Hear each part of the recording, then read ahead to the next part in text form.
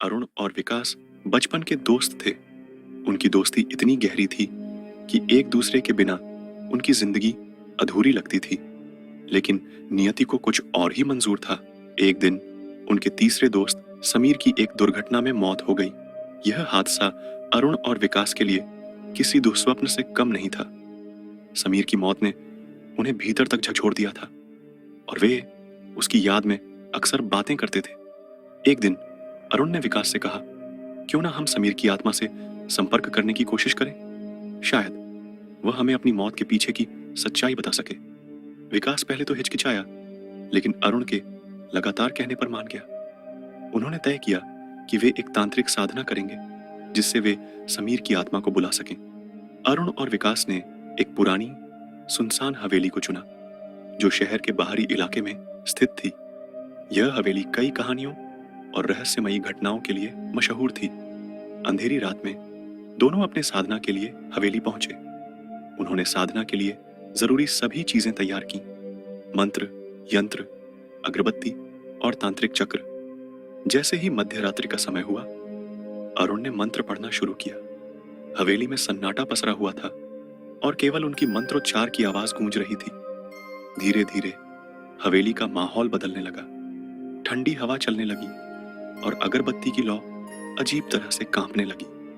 विकास को अपने चारों ओर किसी अदृश्य शक्ति की मौजूदगी का एहसास होने लगा। अरुण ने मंत्र के अंतिम शब्द बोले और दोनों ने समीर की आत्मा को बुलाया। कुछ पलों तक सब कुछ शांत रहा, लेकिन तभी एक जोरदार हवा का झोंका आया और कमरे की सारी मोमबत्तियां बुझ गईं। अंधेरे में अरुण और विकास ने किसी के होने का एहसास किया। समीर, क्या तुम हो? अरुण ने हिम्मत जुटाकर पूछा। अचानक एक ठंडी आवाज गूंजी, तुमने मुझे यहां क्यों बुलाया? विकास और अरुण ने एक दूसरे को देखा। यह आवाज समीर की नहीं थी। वह आवाज बेहद गहरी और डरावनी थी। उनकी आंखों के सामने एक धुंधली छवि प्रकट हुई। वह एक औरत की आत्मा थी जिसकी आंखें लाल और चेहरा विकृत था।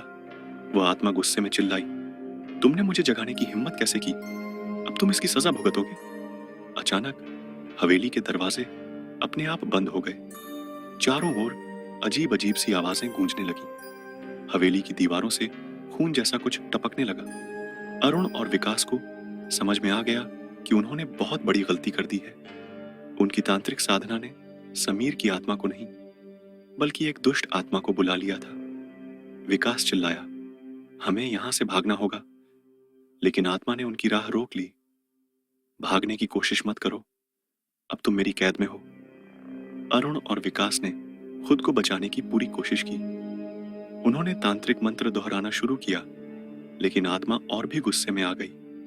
हवेली में चारों ओर से चीखें सुनाई देने लगी। वे दरवाजे तक भागे, लेकिन दरवाजा खुलने का नाम नहीं ले रहा था। यह आत्मा हमें मार डालेगी, अरुण ने भयभीत होकर कहा। विकास ने जल्दी से अपने मोबाइल से एक पुराने तांत्रिक मित्र को कॉल किया। तांत्रिक ने कहा, तुमने बहुत बड़ी गलती की है।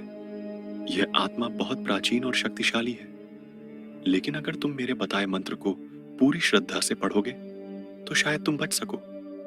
तांत्रिक के निर्देशों का पालन करते हुए अरुण और विकास ने एक बार फिर मंत्रोच्चार शुरू किया।